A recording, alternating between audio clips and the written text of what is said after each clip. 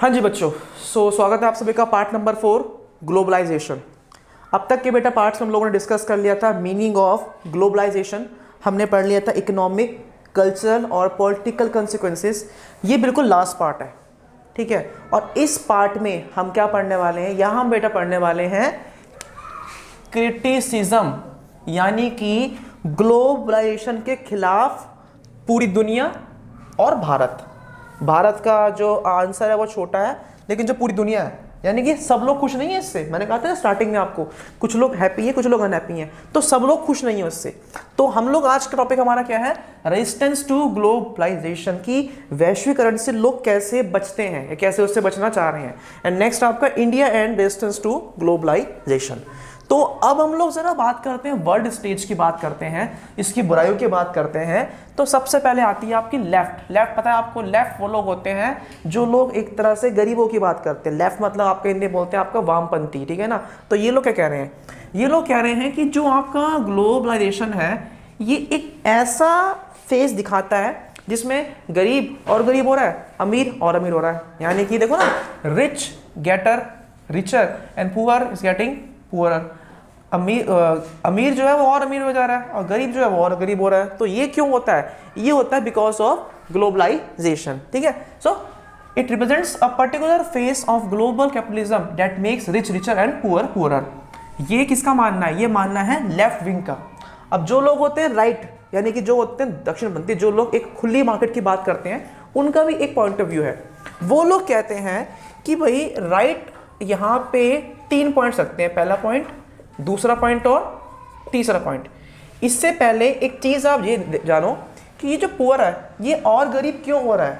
ये और गरीब इसलिए हो रहा है क्योंकि जो स्टेट है, जो गवर्नमेंट है, वो क्या हो चुकी है, अब वो हो चुका है कमजोर सरकार गरीबों के लिए काम नहीं कर पा रही है, इसलिए पुअर और हो रहा है आपका पुअर, ठीक है ना। ये इसका लिंक कर दिया मैंने। सो राइट विंग वाले लोग कहते हैं कि पूरे वर्ल्ड में अगर हम बात करें पॉलिटिकली, तो पॉलिटिकली, इकोनॉमिकली और कल्चरली ग्लोबलाइजेशन के बहुत ही नेगेटिव परिणाम आपके रिजल्ट हैं। कैसे कि politically it weakens the state, सरकार को ये कमज़ोर करता है। इकोनॉमिकली बात करें तो कंट्रीज चाहती हैं दोबारा से प्रोटेक्शनिज्म की बात करना, यानी कि यहाँ पे ये लोग चाह रहे हैं कि जैसा पहले था कि एक कंट्री के अंदर अपनी खुद की प्रोडक्शन थी, वही होती थी, वही करेंगे। मतलब ये लोग चाह रहे हैं कि हम लोग अपनी कंट्रीज के डोर दूसरी कंट्रीज के लिए ट्रेड के लिए ओपन नहीं करेंगे। ऐसा यहाँ पे क्या जा रहा है आपका ये, ठीक। इकोनॉमिकली और कल्चरली बात करें तो ऐसा हो रहा है कि जो ट्रेडिशंस हैं, जो कल्चर्स हैं, वो अब क्या हो रहे हैं, उनके ऊपर अब काफ़ी हार्म, यानी कि उनको काफ़ी नुकसान पहुँच रहा है। आप देख ही रहे हैं, ठीक है ना। सोशल मीडिया हो या आपकी वेब सीरीज हो, इन सब पे जो वल्गैरिटी फैलाई जा रही है, एक तरीके से ये कल्चर को डिस्ट्रॉय कर रहे हैं, जब परंपराओं को जो है वो आपका डिस्ट्रॉय ही कर रहे हैं आपका ये, ठीक है।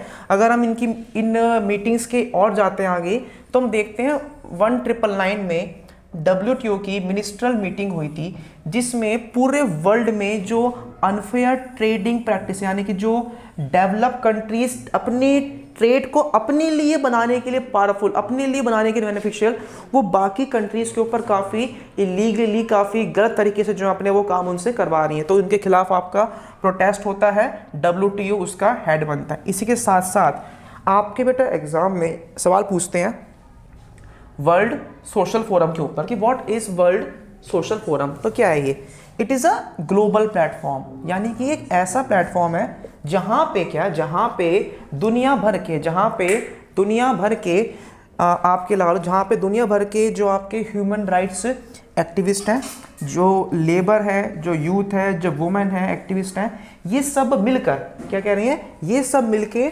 खिलाफ प्रोटेस्ट करते, किसके, नियो ग्लोबलाइजेशन के, पूरे साथ मिलके। मतलब एक तरीके से ये ऐसा प्लेटफॉर्म है जहाँ पे सब मिलके इसके खिलाफ बोल रहे हैं। अगर इसकी मीटिंग्स की बात कर ले हम लोग, तो WSF की पहली मीटिंग कब हुई थी आपकी, पहली मीटिंग 2001 में हुई थी, पोर्टो एलेग्रे जो ब्राज़ील में है, ठीक है। चौथी मीटिंग कब हुई थी, मुंबई में जो इंडिया में है 2004 में। और इसकी सबसे लेटेस्ट मीटिंग कब हुई है, मॉन्ट्रियल जो कनाडा में है, अगस्त 2016 में, ठीक है। सो हालांकि ये कंसेप्ट एग्जाम के पॉइंट ऑफ व्यू से इतना जरूरी नहीं है, बट हमारा कर्तव्य करवाना, क्योंकि यहाँ से 1 मार्क के क्वेश्चन बन सकते हैं और वो यहाँ से पूछ सकते हैं कि व्हाट इज WSR या फिर उसकी मीटिंग कहाँ कहाँ कब कब हुई थी। Next topic is India and resistance to globalisation, Bharat और वैश्वीकरण। तो भारत में जो खिलाफ हैं लोग, वो अलग अलग क्वार्टर यानी कि वो अलग अलग क्षेत्रों से हैं। भारत का किसान हो, भारत के पेरेंट्स हो, चाहे भारत की कोई और कैटेगरी की हो, लोग बिल्कुल भी हैप्पी नहीं है, मतलब बहुत से लोग बिल्कुल भी हैप्पी नहीं है ग्लोबलाइजेशन से। और इसके खिलाफ जो निकल के आते हैं लोग, वो कौन है?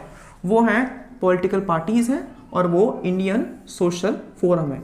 ये सब खुला बोलते हैं कि भैया ये जो वैश्वीकरण आ गया ना, इसने काफ़ी लॉस कर दिया है, इसने काफ़ी लॉस कर दिया हमारी कंट्री के लिए, ठीक है ना, हमारे कल्चर्स के लिए, हमारी इकोनॉमी के लिए।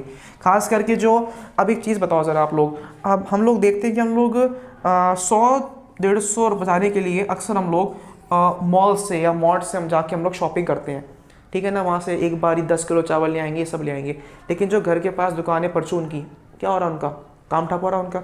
सो हम लोग जो ये वैश्वीकरण को अपना रहे हैं, हम लोग जो अपना रहे हैं इस कंसेप्ट को, ये हमारे लिए काफ़ी ख़राब है, हमारे लिए काफ़ी जो आपका ये गलत है।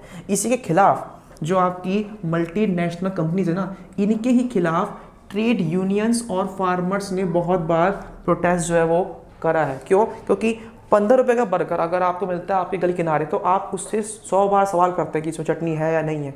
लेकिन अगर आप मैकडी जाते हो, अगर वो आपसे चटनी के पैसे मांगते हैं अलग से, वो आप दोगे। तो ये सब क्या है? दिस शोज व्हाट कि हमारी कंट्री में कितना गलत पड़ रहा है। साथ ही साथ में वैलेंटाइंस डे, वेस्टर्न कल्चर और वल्गैरिटीज़ जो हो रही हैं, ये काफ़ी ज़्यादा हमारी कंट्री ख़राब कर रही है। तो भारत में खास करके ये बजरंग दल और RSS बिल्कुल पसंद नहीं करते हैं इन आइडियोलॉजीज़ को, इन सबको, और इनका मानना बिल्कुल सही है कि ये हमारा कल्चर से ख़राब कर रहे हैं। सो बेटा चैप्टर हमारा ओवर हो चुका है, ये पार्ट 4 था, अंतिम पार्ट है। आई होप आपको समझ में आ गया। चारों पार्ट्स एक बार फिर से देखो, क्वेश्चन कैसे कैसे आएंगे आप सभी जानते हैं। मिलते हैं आप सभी से हमारी नेक्स्ट वीडियो में। Thank you.